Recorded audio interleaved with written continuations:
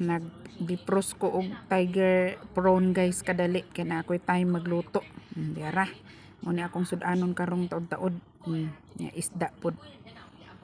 Kana guys, nagluto ko ana.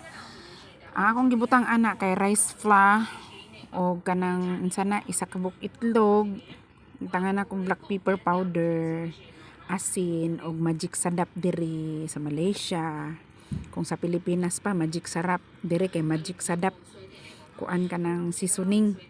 Nice kayo siya guys. As in dili ka magmahay kay kuan ka ng tasty gyud nya, toasted, crispy. Wala ko nagkuan nag floating oil kana ra ako kay pwede ra bali-balihon pero kabalo mo nagluto ko ana guys. Nagpangilat og maayo in town ang Malaysia kay ulan. Ulan dire unya kailangan man jud ako magluto kay gigutom man jud ko guys na mo na nagluto ko ana.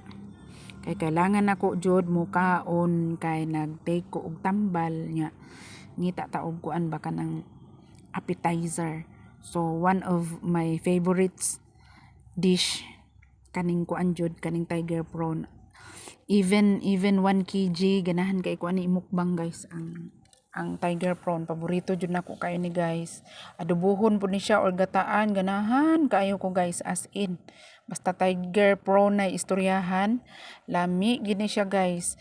Bisag unsa nga klase nga luto, pero ang easiest cooking gyud is kuan gyud kanang mag-crispy ka. Nya pang party dili jud siya ma-out of phase ang kuan ang tiger prawn sa party kung magluto ka og inani. 100 grams kuan ra ka buok 12 pieces ra ang 100 grams. So wa jud ko nangagda sa akong mga kauban. Nagdinalo ko guys, gisulo ra na ako nagkaon. Na naluto na guys, lami kayo guys kay as in crispy jud kayo siya. Crispy kayo guys. Bisag kusog kayong ulan dire, nagluto jud ko ani kay para lang yun nga matagbaw ang akong craving. So maura to guys. Hala sige. Time to mukbang na.